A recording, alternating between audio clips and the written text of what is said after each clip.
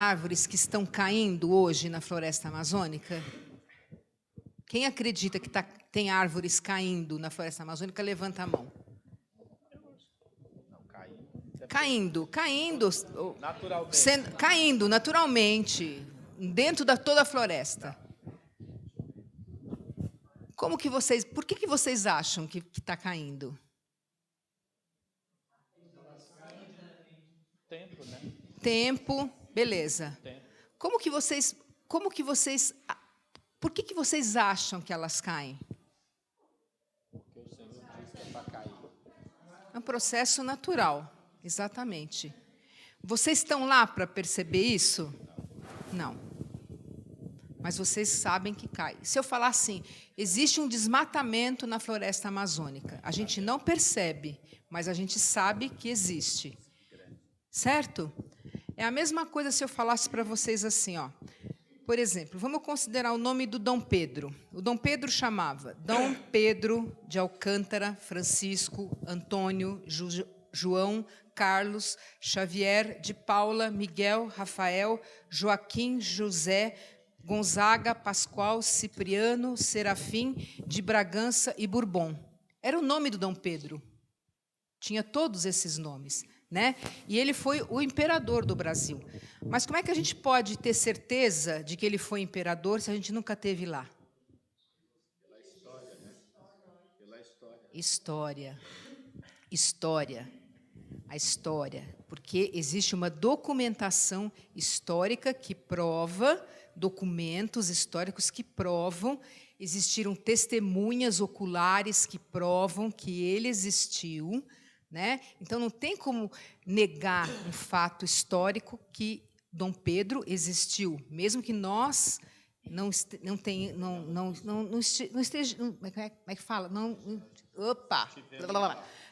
tenhamos tido a visão dele propriamente dito, só através de museu ou que seja, né? Então, por isso, negar a figura de Dom Pedro seria uma coisa o quê? Ilógica, é ou não é? E contrária a qualquer prática científica. O mesmo acontece com relação a Jesus Cristo. Negar a ressurreição de Jesus é uma coisa ilógica, e a gente vai ver isso. Primeiro, Jesus viveu. Primeira coisa que a gente tem que pensar nisso é que Jesus viveu, e isso a gente não tem dúvida. Nós temos 4 relatos da vida de Jesus. Quais são eles? Mateus, Marcos, Lucas e João.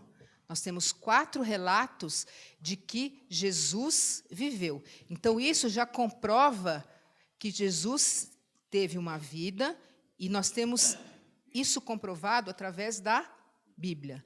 Fora isso, nós temos historiadores. Nós temos um historiador judeu chamado Joséfo. Ele escreveu, um historiador que não era cristão, ele era um historiador, ele escreveu. Nós temos historiadores romanos, Tácito, que escreveu sobre Jesus. Nós temos o historiador Suetônio, que também escreveu sobre Jesus, né? Sobre o Nazareno que viveu, que foi julgado pelo Sinédrio e tudo. Então, nós temos. Então, historicamente, nós temos o quê? Um Jesus que viveu, certo? Segundo, nós temos um Jesus que morreu. Nós temos um Jesus que foi espancado, açoitado, esbofeteado, batido com vara, cuspido, certo? Foi furado do lado, escorreu sangue, escorreu água. Pilatos, depois de verificar sua morte, liberou o corpo. Vamos começar abrindo em Marcos 15, 45. Quem achou pode abrir lá. 15, 45.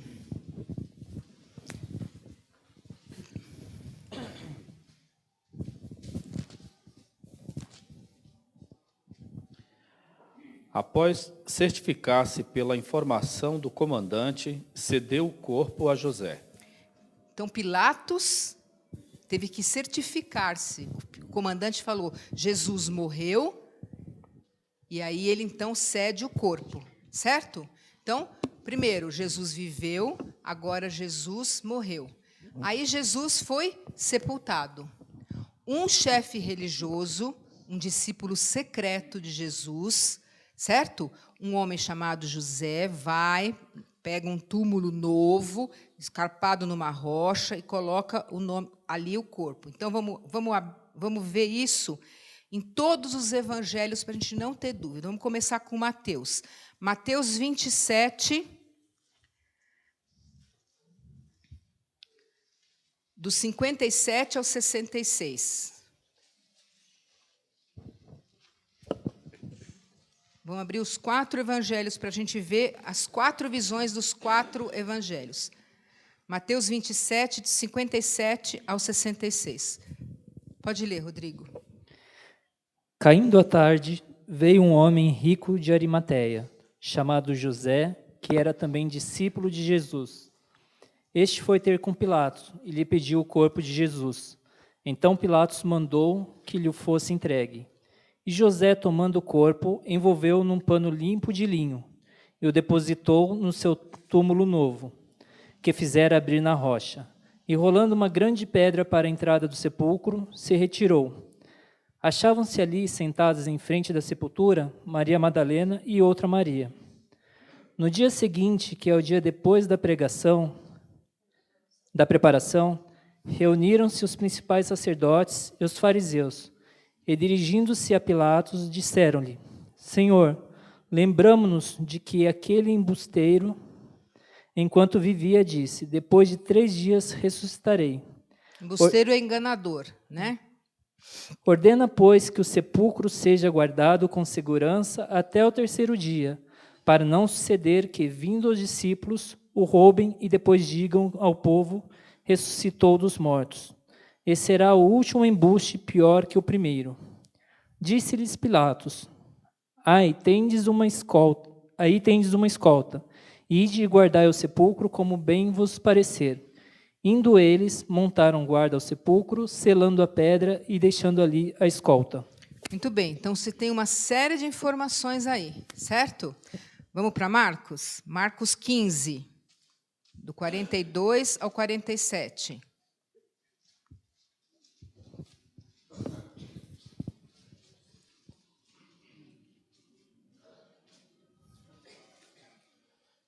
Ao cair da tarde, por ser o dia da preparação, isto é, a véspera do sábado, vindo José de Arimateia, ilustre membro do Sinédrio, que também esperava o reino de Deus, dirigiu-se resolutamente a Pilatos e pediu o corpo de Jesus. Mas Pilatos admirou-se de que já tivesse morrido. E, tendo chamado o centurião, perguntou-lhe se havia muito que morrera. Após certificar-se pela informação do comandante, cedeu o corpo a José. Este, baixando o corpo da cruz, envolveu em um lençol que comprara e o depositou em um túmulo que tinha sido aberto numa rocha e rolou uma pedra para a entrada do túmulo. Ora, Maria Madalena e Maria, mãe de José, observaram onde ele foi posto. Vamos para Lucas. Lucas 23, versículos 50 ao 56.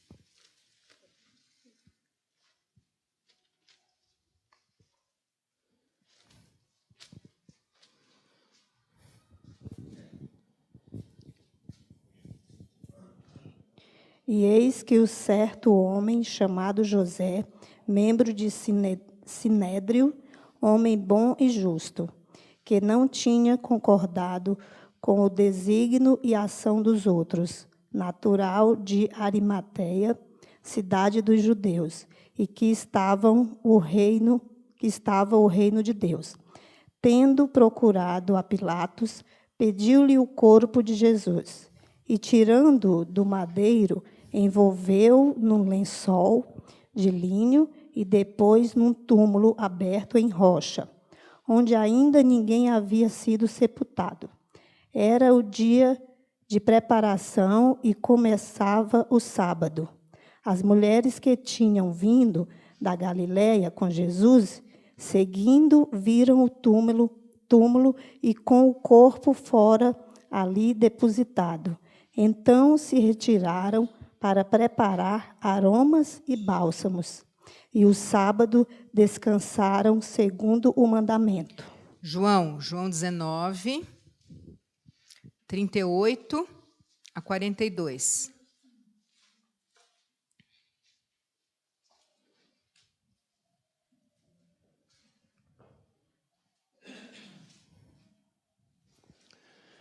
Depois disto, José de Arimateia, que era discípulo de Jesus, ainda que ocultamente pelo receio que tinha dos judeus, rogou a Pilatos que lhe permitisse tirar o corpo de Jesus. Pilatos lhe permitiu. Então foi José de Arimateia e retirou o corpo de Jesus. E também Nicodemos, aquele que anteriormente viera ter com Jesus à noite, foi levando cerca de 100 libras de um composto de mirá e aloés. Mirra. Tomaram, pois, o corpo de Jesus e envolveram em lençóis com os aromas, como é de uso entre os judeus na preparação para o sepulcro. No lugar onde Jesus fora crucificado, havia um jardim, e neste um sepulcro novo, no qual ninguém tinha sido ainda posto. Ali, pois, por causa da preparação dos judeus e por estar perto o túmulo, depositaram o corpo de Jesus. Nós temos aí uma série de informações. Quando a gente estuda os 4 evangelhos, lendo os quatro posições, a gente vê uma porção de coisas. Primeiro, quem foram as 2 pessoas que tiraram? A gente acha que é só José de Arimateia. Não. Nicodemos estava junto, certo? As 2 Marias viram. Havia guardas? Haviam. A pedra foi selada? Foi. Foi selada com quê? Com barro. Porque ali não era a preparação definitiva. Era um sepulcro novo? Era. Quem comprou o lençol? Um dos evangelhos fala que José de Arimateia comprou o lençol. Ele tinha medo. Ele tinha uma série ele não tinha concordado. Ele foi pedir o corpo. Então, essas coisas nós vemos. Por quê? Porque isso vai provando algumas coisas que nós, muitas vezes, deixamos de escapar quando nós lemos a palavra assim, muito rapidamente. E aí a gente vê isso, que Jesus foi sepultado, e foi sepultado dessa forma, num túmulo novo, num jardim, ninguém tinha sido sepultado ali naquele lugar, os guardas estavam tomando conta, então existia. Então, por que esses guardas estavam lá? Para que ninguém roubasse o corpo. E aí a gente tem uma aplicação. Vamos lá para Mateus 28?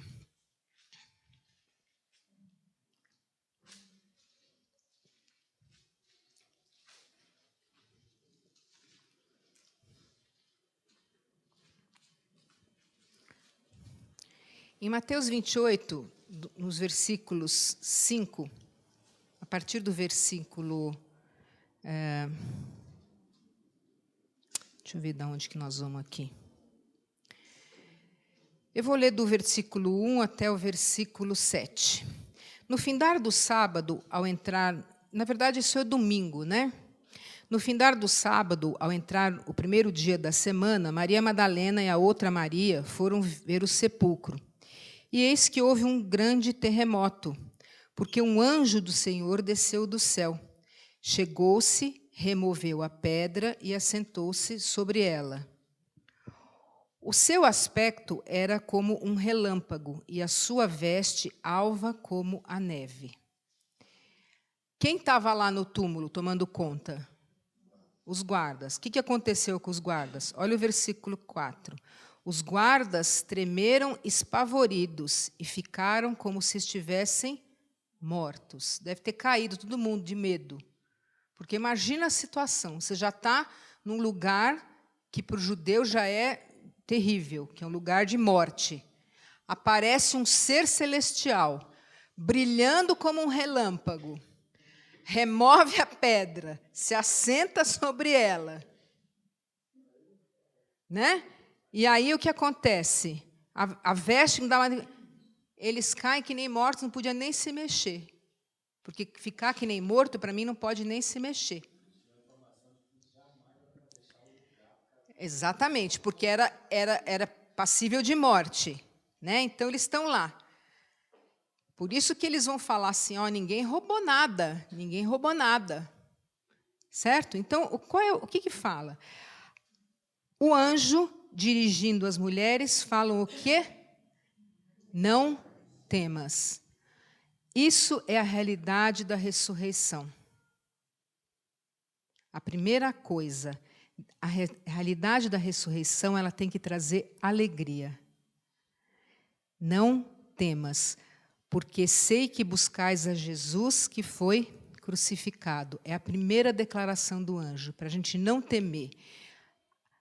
A gente não precisa ter medo da ressurreição, porque ela sempre traz alegria. Quando a gente tem medo, a gente tem sempre que lembrar que a sepultura está vazia, gente. Sempre disso. Quando a gente tiver medo, lembra, a sepultura está vazia, não tem o que ter medo. O anjo falou, não tem o que ter medo. Segundo, declaração. O que ele fala no versículo 6? Ele não está aqui. Ressuscitou como tinha dito. Jesus não está morto.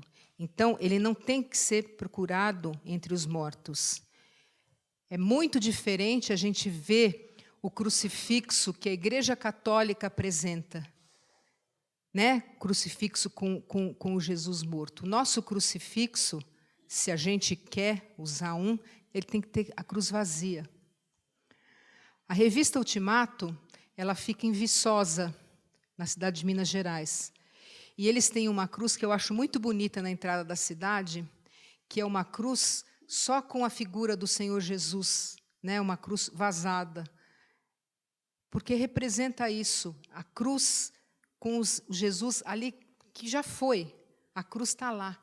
A gente só se esconde atrás da cruz, do que ela representa.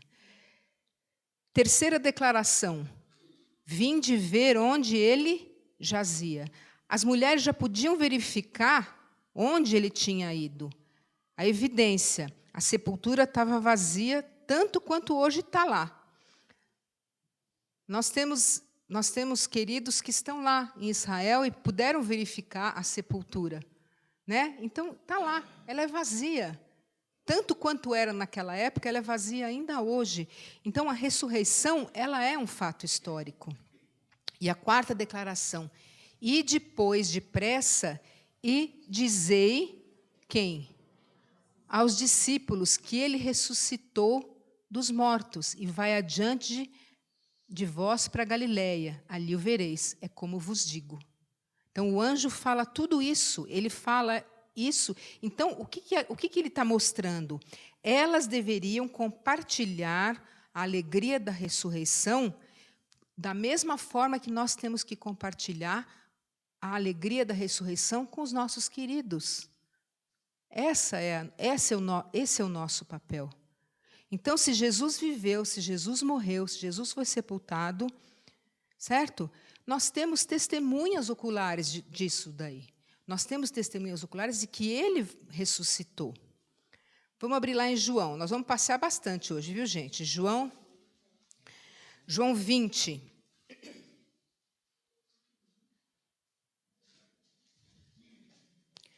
Quem achou pode ler. De 10 a 18.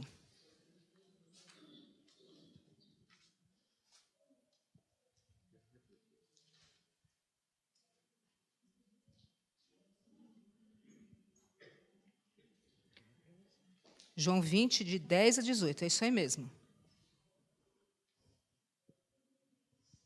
E voltaram os discípulos outra vez para casa. Maria, entretanto, permanecia junto à entrada do túmulo, chorando. Enquanto chorava, abaixou-se e olhou para dentro do túmulo. E viu dois anjos vestidos de branco, sentados onde o corpo de Jesus fora posto, um à cabeceira e outro aos pés. Então eles lhe perguntaram: mulher, por que choras? Ela lhes respondeu: porque levaram o meu Senhor, e não sei onde o puseram. Tendo dito isto, voltou-se para trás e viu Jesus em pé, mas não reconheceu que era Jesus. Perguntou-lhe Jesus: mulher, por que choras? A quem procuras? Ela, supondo ser ele o jardineiro, respondeu: Senhor, se tu o tiraste, dize-me onde o puseste, e eu o levarei. Disse-lhe Jesus: Maria. Ela, voltando-se, lhe disse em hebraico: Raboni, que quer dizer mestre. Recomendou-lhe Jesus: não me detenhas, porque ainda não subi para o meu Pai, mas vai ter com os meus irmãos e dize-lhes: subo para o meu Pai e vosso Pai, para o meu Deus e vosso Deus. Então saiu Maria Madalena anunciando aos discípulos: viu o Senhor e contava que lhes dissera estas coisas. Eu gosto muito dessa passagem, porque eu penso assim, a última imagem que eles tinham de Jesus era um Jesus extremamente moído, né? Extremamente machucado. E agora é um Jesus glorificado. Então, lógico que jamais você, olhando para trás, você perceberia nunca uma pessoa normal vendo. Mas quando que ela percebe? Quando ela escuta o nome dela. Isso sou eu, hein, gente? Interpretação de Andréia Maria Pavel, 6.690.716. Minha interpretação, não está escrito, né? É a minha interpretação. Eu acho que quando Jesus pronuncia o nome dela, ela escuta e aí ela reconhece, né? Então, Maria Madalena, foi uma testemunha ocular. João 20, do 19 ao 23. Olha outras testemunhas.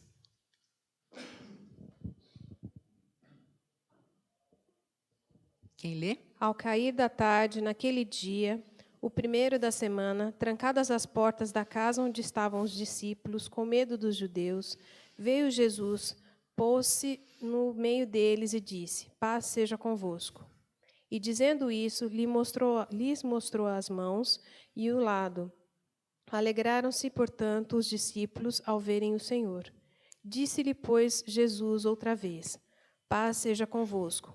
Assim como o Pai me enviou, eu também vos envio. E, havendo dito isto, soprou sobre eles e disse: recebei o Espírito Santo. Se de alguns perdoardes os pecados, são-lhes perdoados, se lhes revestirdes, são revestidos. Se a gente for um pouquinho mais para frente, no 26 até o 30, do 29, que a gente não vai ler, Tomé também. Então, os discípulos foram testemunhas oculares de que Jesus tinha ressuscitado e Tomé também. Vamos voltar lá para Lucas 24.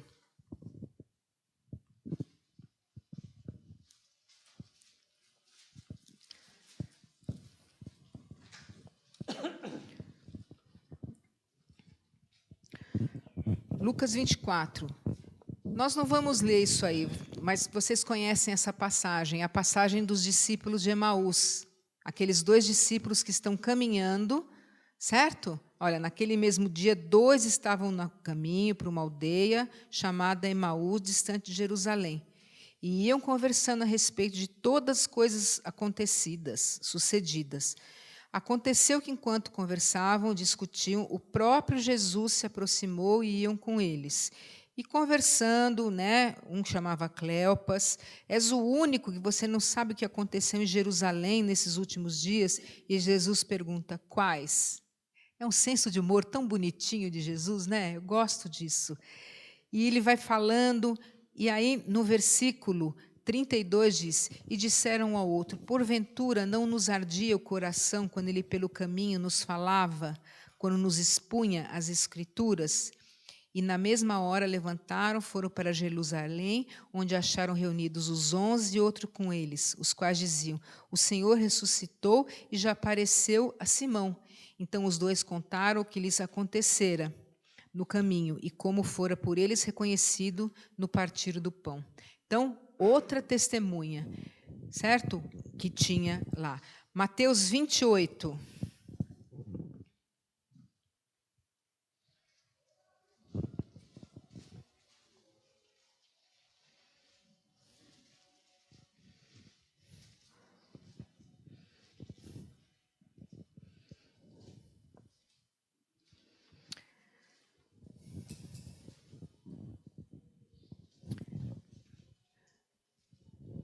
Versículo 16. Seguiram os 11 discípulos para a Galiléia, para o monte que Jesus lhes designara. E quando o viram, o adoraram, mas alguns duvidaram. E aí eu queria que alguém lesse 1 Coríntios 15.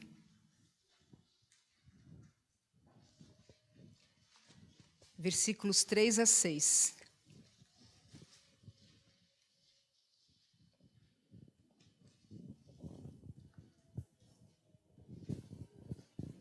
Antes de tudo vos entreguei o que também recebi, que Cristo morreu pelos nossos pecados, segundo as Escrituras, e que foi sepultado e ressuscitou ao terceiro dia, segundo as Escrituras, e apareceu a Cefas e depois aos 12.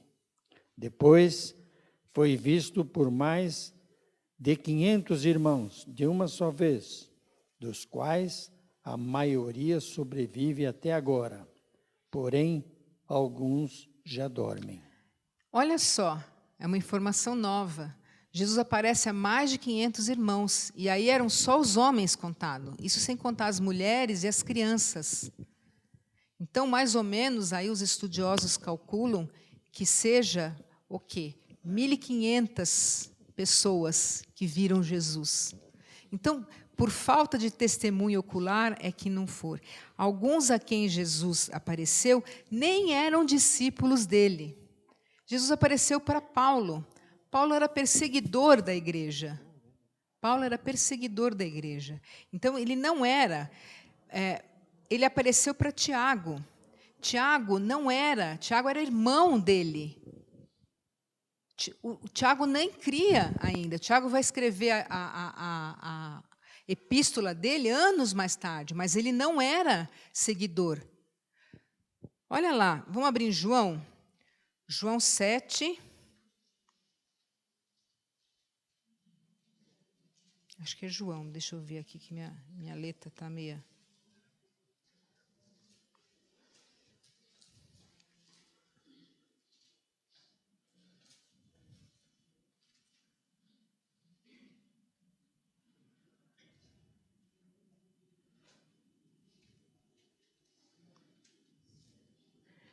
João 7, 5. O que diz aí? Nem mesmo, nem os irmãos dele, de Jesus, criam nele. Nem os irmãos dele. Quer dizer, viveram quantos anos? Pelo menos 30 com ele, e não criam nele. E Tiago vai ser depois bispo de Jerusalém e vai escrever a epístola de Jerusalém. Então, são testemunhas oculares. Então, Jesus ressuscitado, ele tem testemunhas oculares. E existem ainda hoje muitas teorias que falam a respeito da morte do Senhor Jesus. Existem teorias que falam, a primeira delas é a teoria do desfalecimento, que Jesus não morreu. Ele desfaleceu, uma espécie de narcopsia. Ele teve uma dor tão grande que ele entrou em uma espécie de coma. Então, o que aconteceu é que ele só aparecia, né, como se fosse uma catalepsia, assim, e aí eles deixaram ele no túmulo. Então, agora, como que uma pessoa que está severamente enfraquecida, né, pode passar horas ali e depois ressuscitar. O seu corpo tinha espancado, tinha atadura, ele estava totalmente embrulhado em lençol. Será que, porque era um casulo, né, que eles embrulhavam ele, mesmo que ele tivesse desmaiado, como é que ele ia tirar a pedra? A pedra tinha sido selada com um barro, né? A pedra tinha que ser puxada com cordas, creio eu, porque ela era gigante. Então, essa é uma das teorias que existem hoje de desfalecimento. A outra teoria é que eles, essa é fantástica, é que eles enterraram na sepultura, os discípulos erraram a sepultura, né? Puseram ele na sepultura errada. Eles puseram numa sepultura, depois não lembravam qual era a sepultura que eles tinham enterrado. Aí, quando foram procurar, olharam, a sepultura estava vazia, aí acharam que tinha sido outra sepultura, que então ressuscitou. Olha aqui, imagina, né? Agora, pensa, não tinha soldado? José não tinha comprado, não era o túmulo, José era dono daquela, né? Ele acompanhou, ele sabia o que. Você não sabe o que você tem, você não sabe a sua propriedade. Isso era uma das coisas. A outra como a gente sabe, é a teoria do roubo, né? A gente já viu que tinha a corda, tinha o barro. Então, como é que os discípulos iam roubar o corpo? A proclamação da ressurreição não ia trazer prestígio, mas o quê? Mas só perseguição e pobreza. Então, eles morreriam o quê? Por testemunhar uma coisa que nunca existiu? Né? A gente morre por uma verdade, não por uma mentira. Então, essa é uma das teorias. A outra é uma teoria que fala sobre a alucinação. Foi uma alucinação coletiva. Certo? Então, todo mundo alucinou. Agora, quando você alucina sozinho, né? Que você, sozinho, você pensa que você está vendo alguma coisa. Agora, todo mundo, 1.500, todo mundo alucinando. Certo? Então, as pessoas aqui tentam explicar o inexplicável. Fala, Silvio.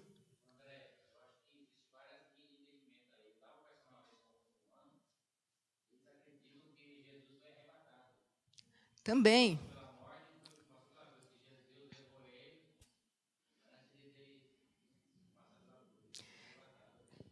Na verdade, eu estou falando assim, né, do túmulo, daquela coisa de explicar o túmulo. Como é que...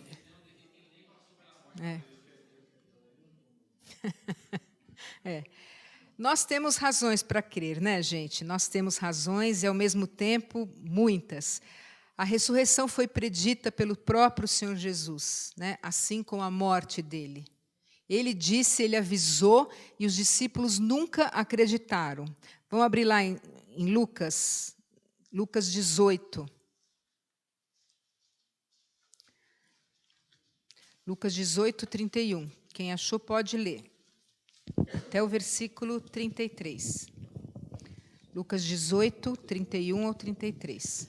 Tomando consigo os 12, disse-lhes Jesus: Eis que subimos para Jerusalém, e vai cumprir-se ali tudo quanto está escrito por intermédio dos profetas, no tocante aos filhos do homem. Pois será ele entregue aos gentios, escarnecido, ultrajado e cuspido. E, depois de o açoitarem, tirar-lhe-ão a vida, mas ao terceiro dia ressuscitará. 34, desculpa, também. Eles, porém, nada compreenderam acerca destas coisas. E o sentido destas palavras era-lhes encoberto, de sorte que não percebiam o que ele dizia. Muito louco, né? Imagina você estar caminhando com alguém que é o Filho de Deus, você está acreditando, você sabe que vai acontecer, e ele fala tudo isso. Você fala, não é possível. Por isso que Pedro fala assim, de maneira alguma eu vou fazer isso. E aí fala assim, arreda, Satanás. Arreda, é para isso que eu vim. Porque foi para essa hora que Jesus veio. Foi para essa hora. E olha o que ele está falando aqui, gente. Ele vai ser entregue aos gentios, escarnecido, ultrajado, cuspido, açoitado, vão tirar a vida, mas no terceiro dia vai ressuscitar. Ele já tinha dito tudo o que ia acontecer com ele. A ressurreição vai ser estava prevista. E a única explicação plausível é essa: o túmulo estava vazio, porque ele ia ressuscitar. Então, a única explicação para a ressurreição é que ele vai aparecer mais de 10 vezes depois de ressurreto, para mais de 3.000 pessoas. Então, quando ele vai ser assunto ao céu, todo mundo enxerga, todo mundo enxerga. E a única explicação razoável para início da igreja cristã, que é a única instituição maior que já existiu, é que mais da metade do primeiro sermão que Pedro vai fazer lá em Atos, fala tudo. Se vocês lerem lá em Atos 2, Pedro vai falar pontualmente sobre a ressurreição. Tudo que ele fala é sobre a ressurreição. A igreja sabia que se alguém apresentasse o corpo, era a morte. Mas quem que apresentou o corpo? Ninguém, porque não tinha corpo. Porque não tinha corpo. Não tinha o que apresentar. Porque nós falamos de um Jesus que é um Deus vivo, que é um Deus ressurreto. Então, o que a gente via, então? Era só apresentar o corpo que a igreja acabaria. Mas ninguém apresentou. Ninguém apresentou. O que se apresentava? Apresentavam-se vidas transformadas. E a primeira vida transformada de quem foi? De Saulo de Tarso. Saulo, que era o maior perseguidor da igreja, tem a vida colocada de cabeça para baixo, fica cego, tem a vida dele transformada. E aí a gente entende que de todas essas coisas acontecidas, os discípulos vão fazendo o quê? Eles vão transformando e vão virando o quê? O mundo de pernas para o ar. E aí em Atos, não é uma nem duas vezes que a gente lê, aqueles que estão transtornando o mundo já chegaram aqui. E é isso que a gente tem que fazer. Nós temos que transtornar o mundo mesmo, porque esse é o nosso papel.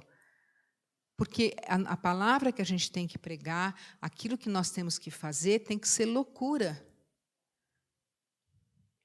Dentro de todas as coisas pelas quais eu falei hoje de manhã, quando a gente vê tudo isso que a gente às vezes passa, e aí você dá aquele suspiro, e aí você sabe que você está em paz porque você não pode fazer nada, aí você fala, puxa, eu tinha que estar desesperada. E você está em paz. Ou quando você está diante do caixão de alguém que você amava, e você está em paz porque você sabe para onde aquela pessoa foi, ou para onde aquela, sabe? Você sabe o que você está em paz porque você é a paz que excede todo entendimento, porque nós cremos no Jeová Shalom, aquele que é a nossa paz. Nós cantamos isso, então nós temos que dar conta daquilo que a gente canta, daquilo que a gente fala, daquilo que a gente proclama. Essa é a nossa igreja, esse é o nosso corpo, esse é aquilo que a gente dá suporte né? Se Jesus fosse uma fraude, por que tantos morreriam? Todos os discípulos, todos os apóstolos morreram, né? Morreram por ele. Acho que eu tenho aqui, né? Pedro foi crucificado de cabeça para baixo, André foi crucificado, Mateus foi morto pela espada, João foi fritado no óleo, Tiago, filho do Alfeu, foi crucificado, Filipe foi crucificado, Simão foi crucificado,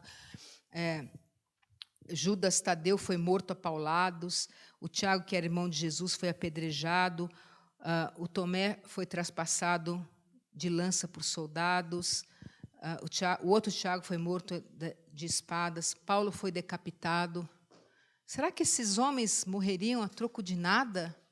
Por uma coisa que nunca existiu? Por uma fraude? Por uma coisa que nunca existiu? Então, a gente, na verdade, Eu não estava aqui, mas eu creio que o Ion deu uma aula sobre mártires, né?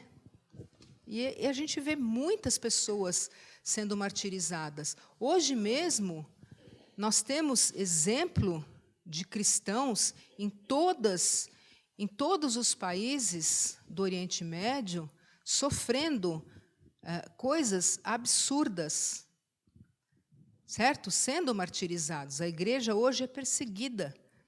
E a gente tem exemplos de pessoas que precisam apenas de uma oração, que se mantém apenas com a nossa oração. Então, se você não pode fazer nada, ore por essa, porque muito pode a oração do justo. É isso que a palavra de Deus fala, né? E existem ainda, para terminar, 3 dimensões que eu queria deixar com vocês sobre a ressurreição. A primeira dimensão, que eu creio seja a primeira que eu acho, não é a mais importante, a primeira que eu acho é a dimensão histórica. A dimensão histórica é aquela que fala do sofrimento, é aquela que fala da morte e é aquela que fala da ressurreição. Porque essas coisas, elas foram reais, elas existiram, né? Nessa dimensão, a gente deposita a nossa fé. Nós vemos, nós enxergamos isso, ela foi real. Não é um salto no escuro. A gente vê e a gente enxerga e a gente vê os fatos que aconteceram. Então, essa dimensão é aquela que é real. Essa dimensão da ressurreição é uma dimensão histórica. Existe uma outra dimensão, que é a dimensão exemplar, que é o exemplo que Jesus nos deu, o exemplo que Jesus nos deixou ao suportar, e eu digo assim, não é suportar a igreja assim, de dar suporte à igreja, de nos deixar a igreja, né, de nos permitir ser igreja, para que juntos nós estejamos sempre fortes, em termos de ressurreição. O que ele fez com relação à ressurreição, ele nos legou à igreja. Então, a igreja faz com que a gente possa dar uns aos outros mãos dadas, ombros amigos, caminhar juntos, né? Joelhos no chão, para que a gente possa estar como um corpo. Ninguém é melhor, ninguém é pior, nós somos um corpo. Um corpo exercendo dons e exercendo talentos, compromissados, louvando e adorando ao Senhor. Ele, na verdade, desprezou o desprezo. Esse que a gente tem que entender, né? Ele sabia o final, então, se Jesus sabia o final, é a ele que fala para você não desistir, porque essa é a palavra. E, por fim, que eu acho mais importante, é a inspiração, né? É a dimensão inspiracional. Porque essa dimensão de inspiração, ela vai adiante daquilo que é a história e daquilo que é o exemplo. Porque esse poder que vem da ressurreição, ele é real. A gente só arranha esse poder.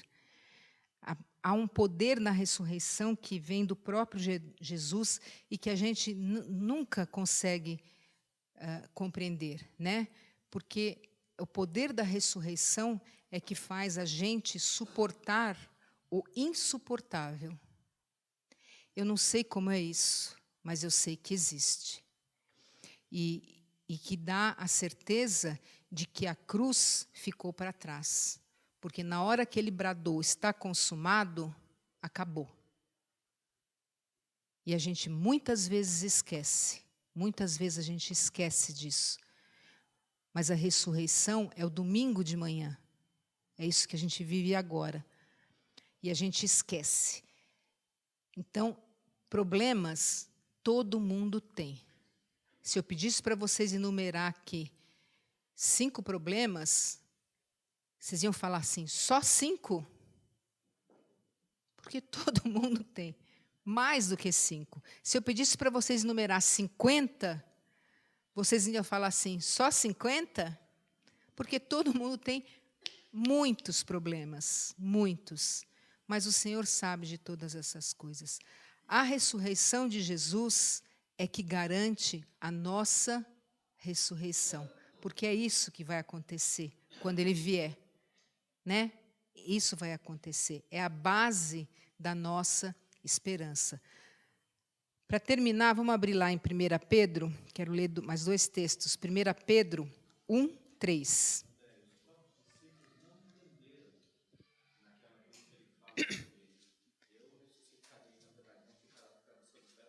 Nunca.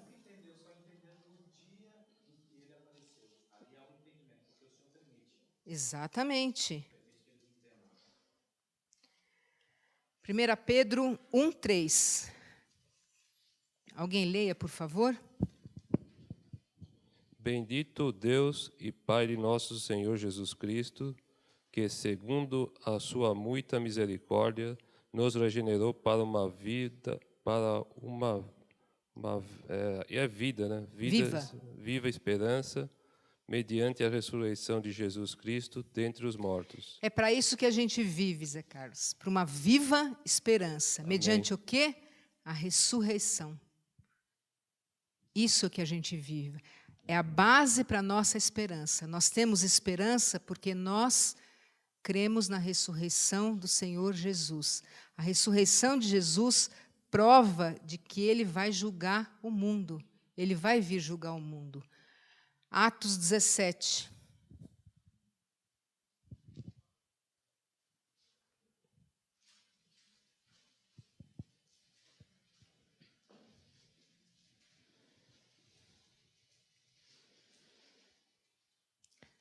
(30 a 31).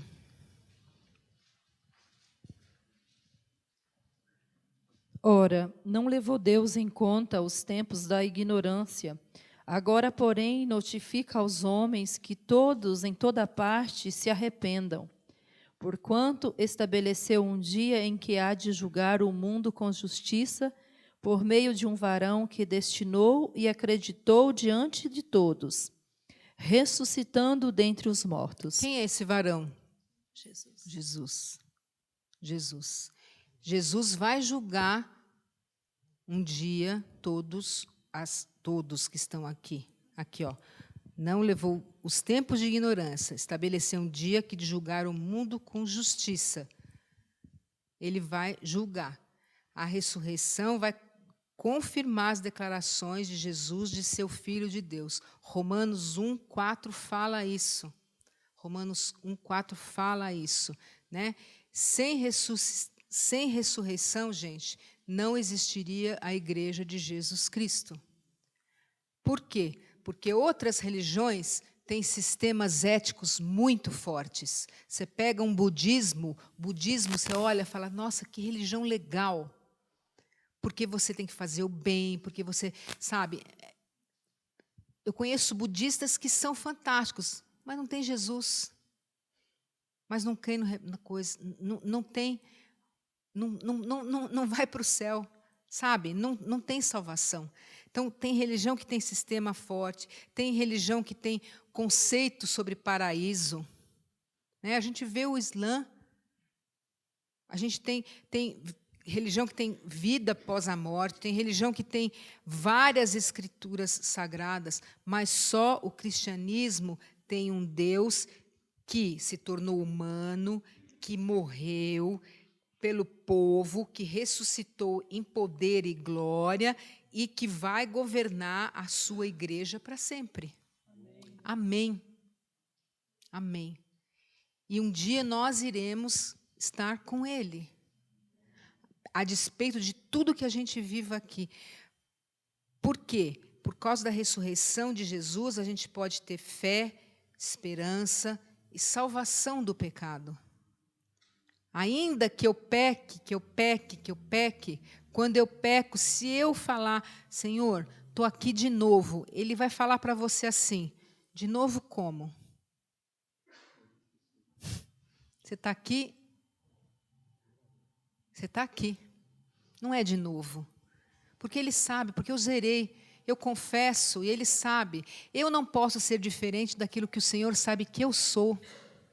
Basta eu confessar os meus pecados. E são tantos. Deus é o único que me conhece. O único.